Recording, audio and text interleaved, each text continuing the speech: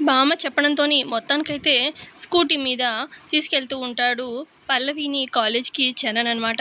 ఇక రోడ్డు మీద అలా వెళ్తూ ఉంటారు. ఇక పల్లవి ఏమో బ్రేక్ కొట్టినట్టు ముందుకొచ్చి పడుతూ ఉంటుంది చరణ్ మీద. ఇక చరణ్ అలా 2, 3 టైమ్స్ చూస్తాడు. ఏయ్! ఏంటి?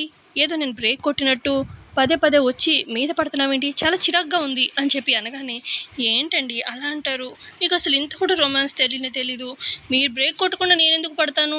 నేనేమైనా కావాలని మీ మీద పడాలనుకుంటున్నానా? మీరే సరిగ్గా డ్రైవ్ చేయట్లేదు. అందుకే అలా పడుతున్నాను అని చెప్పి అంటూ ఉంటుంది ఈ పల్లవి. ఇకలా చరణ్ చెప్పిన 2, 3 సార్లు కూడా పల్లవి అలాగే మీద పడుతూ ఉంటే, ఏయ్! చాలా చిరాకుగా ఉంది. అసలు ఆగు నువ్వు అని చెప్పి స్కూటీని ఆపేస్తాడు. ఇప్పుడు నువ్వు డ్రైవ్ చెయ్యి అని చెప్పి అంటాడు పల్లవితోని చరణ్. అదేంటండి నేను డ్రైవ్ చేసేది? మీరు డ్రైవ్ చేయలేరా? అనగానే, ఎందుకు చేయలేను? కానీ నువ్వు చేసే చేష్టలు చూస్తుంటేనే చాలా చిరాకుగా ఉంది. అందుకే వెనక నేను కూర్చుంటాను. అప్పుడు నువ్వు చేయడానికి ఏం ఉండదు కదా! సో, నువ్వు డ్రైవ్ చేసి సరిపోతుంది అని చెప్పి అలా చరణ్ అంటూ ఉంటే అప్పుడు పల్లవి, ఏయ్ దొంగ! నీ ఆలోచన నాకు తెలిసేలే. నేను స్కూటీ ముందుండి డ్రైవ్ చేస్తూ ఉంటే మీరు వెనకాల కూర్చొని నా నడుముని పట్టుకుందామనే కదూ అని చెప్పి పల్లవి అలా అంటూ ఉంటే అప్పుడు చరణ్, ఛీ! ఛీ! ఛీ! నీ ఆలోచన నువ్వు ఇలాంటి 2, 3 డైలాగులు నువ్వు గనక 2 రోజులకొకసారి ఏసావనుకో, నా పని అంతే ఇంకా చచ్చూరుకుంటాను. అసలు నేనేంటి? నిన్నేంటి? నీ నడుముని పట్టుకోవాలని నేను అనుకోవడం ఏంటి? ఏమన్నా అసలు ఏమనుకుంటున్నావు నువ్వు? నీ నడుము నేను పట్టుకోవడం ఏంటి? ఎలుగుబంటిలాగా ఉంటావు. నేనెందుకు పట్టుకోవాలనుకుంటాను అని చెప్పి అంటాడు చరణ్. ఏంటండి నన్ను ఎలుగుబంటితో పోలుస్తున్నారు అని చెప్పి అంటుంది పల్లవి. మరి ఇంకేమనాలి? అలాగేగా ఉంటావు. సరే డ్రైవ్ చెయ్యి అని చెప్పి అంటాడు. ఇక చరణ్ వెనకాల కూర్చుంటాడు. ఇక చరణ్ వెనకాల కూర్చోవడంతో పల్లవి డ్రైవ్ చేస్తూ ఉంటుంది కదా! ఇక అలా కొంత దూరం అలా వెళ్తూ ఉంటే మళ్ళీ చరణ్ మీద పడుతున్నట్టుగా పల్లవి చెప్తూ ఉంటుంది. ఇక పల్లవి అంటుంది, ఏంటండి ఇందాక మీరు డ్రైవ్ చేస్తుంటే నేను మీద పడుతున్నానని నన్ను తిట్టారు. ఇప్పుడు చూడండి మీరేమో నా మీద పడుతూ ఉన్నారు. కావాలని రోడ్డు చూడండి చాలా నీట్‌గా ఉంది. బ్రేక్సే వేయడం లేదు. అయినా మీరు నా మీద పడుతున్నారు అని చెప్పి అంటుంది పల్లవి. ఏంటే కావాలని నువ్వే బ్రేక్స్ వేసి నేను మీద పడేలా చేసి ఇలా చేస్తున్నావు? ఇలా కాదు. నువ్వు ముందు బైక్ ఆపు, ఆపు అని చెప్పి అనగానే ఆపుతుంది పల్లవి. ఏమైందండి ఇప్పుడు అనగానే, నువ్వు బ్రేక్ వేసినా నేను మీద పడకుండా ఉండాలంటే ఒక ఐడియా ఉంది. నేను ఇటువైపు తిరిగి కూర్చుంటాను. నా వీపు నీకు టచ్ అవుతుంది. అప్పుడు సరిపోతుంది నీకు అనగానే పల్లవి అంటుంది, ఏంటండి ఎవరైనా చూస్తే నవ్వుతారు. అలా ఎవరైనా కూర్చుంటారా అని అంటుంది పల్లవి. ఎవరేమైనా అనుకోని నేను నా కంఫర్టే చూస్తాను. లేకపోతే నీతో ఎక్కడ పడేది నేను అని చెప్పి ఇక చరణ్ అటువైపు వీపు టచ్ అయ్యేలాగా అటు తిరిగి కూర్చుంటాడనమాట. చిన్నపిల్లలు కూర్చుంటారు కదా! ఇక అలా కూర్చుంటాడనమాట చరణ్. ఇక పల్లవి డ్రైవ్ చేస్తూ ఉంటుంది. ఇక అలా కొంత దూరం వెళ్తూ ఉంటే దారిలో ఒక లాయర్ కనిపిస్తాడనమాట. లాయర్ వీళ్ళిద్దరిని అబ్జర్వ్ చేస్తాడు. ఇక లాయర్ అనుకుంటాడు, ఏంటి వీళ్ళు చూస్తేనేమో కొత్తగా పెళ్ళైనట్టుంది. కానీ ఆ అబ్బాయి చూస్తేనేమో అటువైపు తిరిగి కూర్చున్నాడు. ఈ అమ్మాయి డ్రైవ్ చేస్తుంది. ఈ అమ్మాయికేమో ఇష్టమైనట్టుగా కనిపిస్తుంది. ఆ అబ్బాయికి కష్టంగా ఉన్నట్టుంది పెళ్ళి. ఎలాగైనా సరే వీళ్ళకి డైవోర్స్ ఇప్పించేయాలి. నాకు డబ్బులొస్తాయిగా అని చెప్పి ఇక వీళ్ళు ఇలా స్కూటీ మీద వెళ్తుంటే ఆపండి, ఆపండి, ఆపండి అని చెప్పి ఆపుతాడన్నమాట ఆ లాయర్. ఏంటి సార్ ఎందుకు ఆపమన్నారు అని చెప్పి ఇట్లా దిగుతారనమాట స్కూటీ మీద నుంచి పల్లవి అలాగే చరణ్. మీకు కొత్తగా పెళ్ళైంది కదూ అని చెప్పి లాయర్ అనగానే ఇక పల్లవి సిగ్గుపడుతూ ఉంటుంది. చరణ్ ఏమో చిరాగ్గా చూస్తూ ఉంటాడు. ఇక ఇప్పుడు లాయర్ అంటాడు, ఈ అమ్మాయి చూస్తే సిగ్గుపడుతుంది, అతనేమో చిరాకు పడుతున్నాడు. దీన్ని బట్టి అర్థమైంది ఏంటంటే మీకు కొత్తగా పెళ్ళైంది నిజమే కానీ ఈ అమ్మాయికి ఇష్టం ఉంది. ఈ అబ్బాయికి ఈ పెళ్ళి కంటిన్యూ చేయడంలో చిరాగ్గా ఉంది. సో మీ ఇద్దరికి నేను విడాకులు ఇప్పిస్తాను అని చెప్పి అనగానే, ఏంటి విడాకులు ఇప్పిస్తారా సార్ అని చెప్పి చరణ్ నవ్వుతూ అడుగుతూ ఉంటాడు. విడాకులు ఏంటి సార్ మేమేమైనా అడిగామా ఏంటి అని చెప్పి అంటుంది పల్లవి. అయ్యో అర్థం కావట్లేదా? ఆ అబ్బాయి అటు తిరిగి కూర్చున్నాడు, నువ్వు డ్రైవ్ చేస్తున్నావు. ఇంత కష్టంగా జీవితాన్ని ఎలా రైడ్ చేస్తారమ్మా ఫ్యూచర్లో అయినా? నేను చాలా పేరు మోసిన మంచి లాయర్నమ్మా. నా తరపు నుంచి మీరు కోర్టులో వేశారనుకోండి డివోర్స్కి కేసు, నేను వాదిస్తే అక్కడ ఆపోజిట్లో ఉన్న జడ్జి కూడా వాళ్ళ వైఫ్కి కూడా డివోర్స్ ఇవ్వాల్సిందే. అంత ఇదిగా వాదిస్తాను అనగానే, అవునా సార్ నిజమా సార్ నిజమా ట్రూ అని చెప్పి అడుగుతూ ఉంటాడు చరణ్.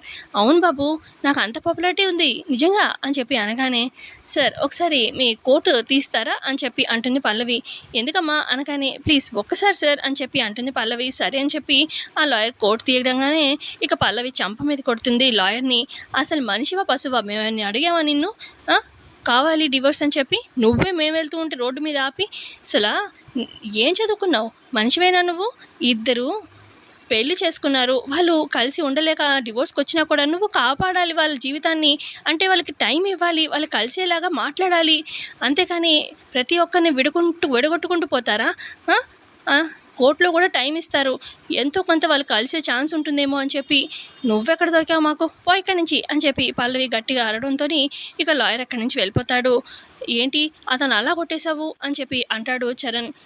అతనికి నీకు కూడా పెద్ద డివోర్స్ కావాలని చెప్పి అంటున్నావు కదా, అతనికే కాదు నీకు కూడా పడతాయి, పిచ్చి పిచ్చి వేషాలు వస్తాయి, పదండి వెళ్దాం కాలేజ్కి అని చెప్పి స్కూటీ స్టార్ట్ చేసుకొని వెళ్ళిపోతారనమాట కాలేజ్కి పల్లవి చరణ్. ఇక పార్క్ చేసేసి పల్లవి చరణ్ అలా వెళ్తూ ఉంటారనమాట. ఇక అలా వెళ్తూ ఉంటే ఇక ఫ్రెండ్స్ ఇద్దరు కలుస్తారనమాట చరణ్ని. రే ఏంట్రా కొత్త జంట ఏంటో గొడవ పడుతున్నట్టున్నారు, కొత్తగా పెళ్ళైనప్పుడు ఇలాంటి చిన్న చిన్న గిల్లిగచ్చాలు కామనేలే, ఇంతకీ ఫ్యూచర్ జనరేషన్ గురించి ఏం ప్లాన్ చేస్తున్నారు అనగానే ఫ్యూచర్ జనరేషన్ ఏంటి అని చెప్పి చరణ్ అంటాడు. ఇక దూరం నుంచి అక్షిత భువన చూస్తూ ఇక భువన అంటుంది, ఏంటి అక్షిత ఇంటి దగ్గరేమో అసలు పల్లవి అంటే ఇష్టం లేనట్టు బిహేవ్ చేస్తాడు, కాలేజ్కి చూడు తానే తీసుకొచ్చాడు అని చెప్పి భువన ఇరిటేట్ అవుతూ ఉంటే అప్పుడు అక్షిత అంటుంది, అబ్బా అక్షిత భువన ఇదంతా బామ్మ ప్లాన్ అయి ఉంటుంది అనగానే అసలు బామ్మని చంపి పడేయాలి, ఆవిడ చేస్తే కానీ సరిపోతుంది అని భువన అంటూ ఉంటే, ఏం మాట్లాడుతున్నావు, మన టార్గెట్ పల్లవి మాత్రమే అని చెప్పి అక్షిత భువన చూస్తూ ఉంటారు వీళ్ళని. ఇక ఇటు అక్కడికి చంటి కూడా వస్తాడనమాట చరణ్ వాళ్ళ దగ్గరికి. ఇక అన్నయ్య నెక్స్ట్ జనరేషన్ అంటే పిల్లల గురించి అన్నయ్య అనగానే, పిల్లల దీంతోనా, ఇది అవమానించడమే సరిపోతుంది నన్ను, దీంతో ఏంటి అని చెప్పి అక్కడి నుంచి చరణ్ వెళ్ళిపోతాడు. ఇక అప్పుడే గుండమ్మ వచ్చి అబ్జర్వ్ చేస్తుంది. ఇక అక్కడ అందరూ వెళ్ళిపోగానే పల్లవి ఒక్కతే నించుంటుంది. ఇక గుండమ్మ వచ్చి, ఏమైంది పల్లవి, అల్లుడు గారు చిరాకు పడుతున్నట్టున్నారు, నీ వల్లే అవమానం అంటున్నారు, ఏమైంది అనగానే, అది కాదమ్మా నేను నైట్ బర్త్డే పార్టీకి వెళ్ళాము, అక్కడ జస్ట్ కాంపిటీషన్ పెట్టారు, అప్పుడు నేను మీ అల్లుడు గారిని ఎత్తుకోవాల్సి వచ్చింది గెలవడం కోసం, ఆయనకేమో అవమానం అనిపించింది అనగానే, అందులో తప్పే ఉంది, ఆయనకి అవమానమే కదా అని చెప్పి అంటుంది గుండమ్మ. ఏంటమ్మా నువ్వు కూడా మీ అల్లుడు గారికి సపోర్ట్ ఇస్తున్నావు అని చెప్పి అంటుంది పల్లవి. సపోర్ట్ కాదు నిజమే, మరి అతని వైపు చూస్తే అది కొంచెం ఆయనకి తక్కువే కదా, తక్కువైనట్టే కదా, అవమానం లాగే కదా, అసలు మీ ఇద్దరిని చూస్తుంటే మా జీవితమే గుర్తొస్తుంది పల్లవి, ఫస్ట్లో మీ నాన్నగారు కూడా నన్ను అస్సలు అర్థం చేసుకోలేదు, నా ప్రేమను అర్థం చేసుకోలేదు, కానీ ఎప్పటికైనా సరే మన ప్రేమతోని వాళ్ళని మార్చుకుంటాము, ఇప్పుడు చూడు మీ నాన్నగారికి నేనంటే ఎంత ఇష్టమో ఎంత ప్రాణమో, సో ఖచ్చితంగా చరణ్లో కూడా మార్పు వస్తుంది, నాకు నమ్మకం ఉంది అని చెప్పి గుండమ్మ అంటూ ఉంటే, అదే ఆశతో బతుకుతున్నానమ్మా అని చెప్పి అంటుంది పల్లవి. సరే కాలేజ్కి క్లాస్కి పదా అని చెప్పి ఇద్దరు క్లాస్కి వెళ్తారు. ఇటు పల్లవి చరణ్ క్లాస్కి వెళ్తూ ఉంటే దాంట్లో ఒక అమ్మాయి బుక్ కింద పడుతుంది. చరణ్ చూసి ఆగు అని చెప్పి నీ బుక్ పడిపోయిందని తీసి ఇస్తాడనమాట ఆ అమ్మాయికి. థ్యాంక్ యూ చరణ్ అని చెప్పి ఆ అమ్మాయి వెళ్ళిపోతుంది. ఇక అప్పుడు పల్లవికి కోపం వచ్చి తన దగ్గర ఉన్న కాలేజ్ బ్యాగ్ కూడా కింద పడేస్తుంది. చరణ్ తీసి ఇస్తాడు, మళ్ళీ పడేస్తుంది పల్లవి. ఏంటి మెంటలా నీకు, ఎన్నిసార్లు పడేస్తావు బ్యాగ్ కావాలని అని చెప్పి చరణ్ అనడంతో, మరి ఆ అమ్మాయి బ్యాగ్ బుక్ పడిపోయింది, ఆ అమ్మాయి తీసుకుంటుందిగా, చేతులు ఉన్నాయిగా, ఏమంతా ఊపుకుంటూ వెళ్ళి నువ్వు ఇవ్వాలా ఏంటి, తనకి ఇచ్చినప్పుడు నాకు కూడా ఇవ్వు, నీకు ఇంతే చేయాలి అని చెప్పి పల్లవి అంటూ ఉంటే ఇక చరణ్ కోపంగా క్లాస్కి వెళ్ళిపోతాడు. మరోపక్క అక్షిత భువన వాళ్ళిద్దరూ మాట్లాడుకుంటూ క్లాస్ రూమ్కి వెళ్తూ ఉంటారు. ఇక ఇద్దరు జూనియర్స్ పొరపాటున అలా వస్తూ ఉంటే ఈ అక్షిత వీళ్ళిద్దరు మాటల్లో ఉంటారు కదా, పొరపాటున అక్షితనే గుద్దేస్తుంది అనమాట. ఇక ఆ అమ్మాయి గుద్దినట్టుగా జూనియరే గుద్దేసినట్టుగా అక్షిత కోపంతో జూనియర్ మీద చేయతపోతూ ఉంటుంది అనమాట, కొట్టబోతూ ఉంటుంది. అప్పుడు పల్లవి వచ్చి అక్షిత చేపట్టుకొని ఆపుతుంది. ఏ పిచ్చా నీకు, జూనియర్స్ మీద ర్యాగింగ్ ఏంటి, వాళ్ళ మీద ఎందుకు ఎత్తుతున్నారు అనగానే, అవును మేడం వీళ్ళు అసలు ర్యాగింగ్ చేస్తున్నారు, వాళ్ళదే తప్పు, వాళ్ళే చూసుకోకుండా మాట్లాడుకుంటూ వచ్చి మమ్మల్ని గుద్దేసి మేమే గుద్దేసామని చెప్పి రివర్స్లో మా మీద ఫైర్ అవుతున్నారు మేడం ఈ సీనియర్స్ అని చెప్పి ఆ జూనియర్స్ చెప్తూ ఉంటారు పల్లవితోని. ఎందుకు మారవా ఏంటి, సీనియర్స్ అయితే మీకు ఏమైనా కొమ్ములా ఏంటి, చూసుకోరా, సారీ చెప్పండి అని చెప్పి అంటూ ఉంటుంది పల్లవి. మేము సారీ చెప్పేదేంటి అని చెప్పి అక్షిత భువన ఫైర్ అవుతూ ఉంటే ఇక అప్పుడు అక్కడికి సుమలత వస్తుంది. ఏంటి ఏమైంది అని చెప్పి అనగానే ఇక అప్పుడు అక్షిత అంటుంది, చూడండి మేడం మా తప్పు ఏమీ లేకపోయినా పల్లవి కావాలని జూనియర్స్ ముందు మమ్మల్ని తక్కువ చేస్తుంది, మేము సారీ చెప్పాలంట ఏం తప్పు చేయకపోయినా అని అక్షిత అంటూ ఉంటే, అది కాదు మేడం జరిగింది వేరే మీకు చెప్పేది వేరే అని పల్లవి అంటూ ఉంటే, ఏదేమైనా కూడా నువ్వు ఆగు పల్లవి, నువ్వు ఎలాంటిదానో నాకు తెలుసు, అక్షిత భువన ఎలాంటి వాళ్ళు మాకు తెలుసు అని చెప్పి జూనియర్స్నేమో ఏంటి కాలేజ్కి గొడవ పడడానికి వచ్చారా చదువుకోవడానికి వచ్చారా వెళ్ళండి అని చెప్పి సుమలత గట్టిగా అరవడంతో జూనియర్స్ అక్కడి నుంచి వెళ్ళిపోతారు. ఇక ఆ తర్వాత సుమలత అంటుంది, చూడు పల్లవి నువ్వు ఎలాంటిదానో నాకు తెలుసు, అసలు అది కాదు, విషయం ఏంటంటే అక్షిత భువన తప్పు చేసినా చేయకపోయినా నువ్వు వాళ్ళని అందరి ముందు ఇలా అవమానం చేసి మాట్లాడితే నేను ఊరుకోను అని చెప్పి అక్కడ వార్నింగ్ ఇచ్చేసి వెళ్ళిపోతుంది అనమాట సుమలత. ఇక అప్పుడు పల్లవి అనుకుంటుంది, అసలు ఏంటి ఇదేంటి ఈవిడ వీళ్ళకి ఇంత ఇదిగా సపోర్ట్ చేస్తుంది, అసలు వాళ్ళు తప్పు చేశారన్న కూడా సపోర్ట్ చేస్తుంది ఏంటి అని చెప్పి పల్లవి ఆలోచిస్తూ క్లాస్ రూమ్కి వెళ్తుంది. ఇక పల్లవి క్లాస్ రూమ్కి వచ్చి చరణ్ పక్కన కూర్చోగానే చరణ్ కోపంగా వెనక బెంచ్లో ఉన్న అక్షితతో అంటాడు, అక్షిత నువ్వు కొంచెం చంటి పక్కన కూర్చోవా అని చెప్పి ఇక భువన పక్కన కూర్చుంటాడనమాట చరణ్. ఇక అప్పుడు భువన అడుగుతుంది, చరణ్ నువ్వేంటి వాళ్ళ స్పెషల్గా నా పక్కకు వచ్చి కూర్చున్నావు అనగానే, ఇక్కడ కొంచెం కంఫర్ట్గా ఉంటుందని కూర్చున్నాను అని చెప్పి చరణ్ అనడంతో, అయితే నీకు ఫుల్ సపోర్ట్గా ఉంటాను అని చెప్పి అంటుంది. ఏంటి అని చెప్పి చరణ్ అనడంతో, అదే మన ఇద్దరం ఫ్రెండ్స్ కదా సపోర్ట్గా ఉంటాను అని చెప్పి అంటున్నాను అంతే అని చెప్పి ఇక భువన చరణ్ని ఇక మింగేసేలాగా తినేసేలాగా చూస్తూ ఉంటుంది, ఎక్స్ప్రెషన్స్ ఇస్తూ ఉంటే ఇక పల్లవి కోపంతో, దొంగ మొహందాన నా మీద కోపంతో చరణ్ అక్కడికి వస్తే నీకు కంఫర్ట్ ఇస్తానంటావా, ఉండి నీ పని చెప్తాను, ఎలాగైనా క్లాస్ అయ్యేలోపు నీ పని పడతాను అని చెప్పి పల్లవి మనసులో తిట్టుకుంటూ ఉంటుంది. ఈలోపు క్లాస్కి లెక్చరర్ వచ్చి క్లాసులో పాఠం చెప్తూ ఉంటే ఇక పల్లవి మెల్లగా తన చున్నీకున్న పినీస్ తీసి మెల్లగా ఇక ఇటు వంగేసి భువన కాలు మీద గట్టిగా గుచ్చేస్తుంది పినిస్తోని. మళ్ళీ ఏం తెలియనట్టు నార్మల్గా కూర్చుంటుంది. అబ్బా నా కాలుకి ఏదో గుచ్చుకుంది అని చెప్పి గబగబా లేచి చూసుకుంటూ ఉంటుంది భువన. ఏంటమ్మా ఏమైంది అని చెప్పి క్లాస్ లెక్చరర్ అడుగుతూ ఉంటే, నా కాలుకి ఏదో గుచ్చుకుంది మేడం, చూడండి రక్తం కూడా వస్తుంది అని చెప్పి భువన చూపిస్తూ ఉంటుంది. అదేంటి అలా ఎలా గుచ్చుకుంటుంది, ఏ పల్లవి నువ్వే ఏదో చేసుంటావు అని చెప్పి అంటూ ఉంటుంది భువన. అదేంటి మా వదిన ఫ్రెండ్ కూర్చుంది, తను ఎలా చేస్తుంది, నువ్వు నింద వేసినా ఒక మీనింగ్ ఉండాలి అని చెప్పి చంటి అంటూ ఉంటే, నేను ఎలా చేస్తాను, నేను ఫ్రంట్ బెంచ్ నువ్వు వెనక బెంచు అని చెప్పి పల్లవి కూడా సమర్థించుకుంటూ ఉంటుంది. నువ్వు కావాలని చేసావు అనగానే, క్లాస్కి గొడవ పడ్డానికో వచ్చారా ఏంటి, జస్ట్ కొంచెం బ్లడ్ వస్తుంది అంతే కదా, ముందు క్లాస్ వినండి అని చెప్పి లెక్చరర్ తిట్టడంతో ఇక భువన సైలెంట్ అయిపోతుంది. ఆ తర్వాత క్లాస్ అయిపోగానే అక్షిత భువన క్లాస్ పెట్టి వెయిట్ చేస్తూ మాట్లాడుకుంటూ ఉంటారు.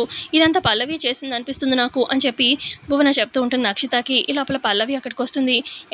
నువ్వేనా కావాలని భువనకి బ్లడ్ వచ్చేలా గుచ్చినట్టున్నావు అని అక్షిత అంటూ ఉంటే, అవును నేనే చేశాను అని చెప్పి పల్లవి అన్నంతో, చూసావా నేను చెప్పానా అని చెప్పి భువన అంటూ ఉంటే, ఎందుకు అలా చేసావని చెప్పి అక్షిత గట్టిగా అంటూ ఉంటే అప్పుడు పల్లవి, చూడు నీకు ఈ సీన్లో మాటలు లేవు కానీ పక్కకు తప్పుకో అని చెప్పి గట్టిగా పల్లవి అనడంతో ఇక పక్కకు వస్తుందన్నమాట అక్షిత. ఇక భువనతకు చెప్తుంది, చూడు మా ఆయన్ని తినేసేలా మింగేసేలా చూస్తున్నావు, మా ఆయన నీ వైపు చూసి నవ్వినా కూడా నవ్వకూడదు, మాట్లాడినా కూడా మాట్లాడకూడదు, గుడ్లు పీకేస్తాను, ఈసారి జస్ట్ కాలుకి గుచ్చాను రక్తం వచ్చేలాగా కాలే తీసేస్తాను అని చెప్పి అలా పల్లవి బెదిరిస్తూ ఉంటుంది భువనకి. ఆ తర్వాత పల్లవి అక్కడి నుంచి వెళ్ళిపోగానే ఇక అక్షిత భువన మాట్లాడుకుంటూ ఉంటారు. చూసావా ఈ పల్లవిని చరణ్తో చూస్తూ ఉంటే నాకేమో ఒళ్ళు మండిపోతుంది అక్షిత, అసలు ఎన్ని రోజుల నుంచి వెయిట్ చేస్తున్నాను చరణ్ని పెళ్లి చేసుకోవాలని, అటు చరణ్ పల్లవిని దూరం పెడుతున్నాడు అంటే చరణ్కి పల్లవి అంటే ఇష్టం లేదు కాబట్టి, లేదంటే ఈ పాటికి వాళ్ళిద్దరు మమ్మీ డాడీ అయిపోయేవారు, నేను చచ్చి ఊరుకుండేదాన్ని ఊరు పోసుకొని అని భువన అంటూ ఉంటే, ఏం కాదులే చరణ్ పల్లవికి దూరంగానే ఉంటాడు అని చెప్పి అంటూ ఉంటుంది అక్షిత.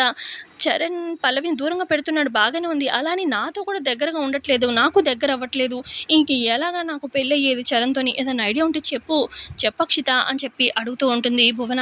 నన్ను ఐడియా అడిగావు కాబట్టి ఒక ఐడియా ఉంది అని చెప్పి అక్షిత ఒక ఐడియా చెప్తుందనమాట భువనకి. భువన ఐడియా బాగానే ఉంది అనగానే, ఈ ఐడియా కరెక్ట్గా ఇంప్లిమెంట్ చేసావంటే ఖచ్చితంగా నేను పెళ్లి చేసుకుంటాడు చరణ్, ఇక ఎవరు కూడా కాదనలేరు అని చెప్పి అంటూ ఉంటుంది అక్షిత. ఈ లోపల చరణ్ అటువైపుగా రావడం గమనిస్తుంది అక్షిత. అదిగో చరణ్ కూడా వస్తున్నాడు అని చెప్పి అక్షిత భువనకు చూపిస్తూ ఉంటుంది. ఎపిసోడ్ అక్కడికి ఎండ్ అవుతుంది. ఎపిసోడ్ నచ్చితే లైక్ చేయండి. Thanks for watching.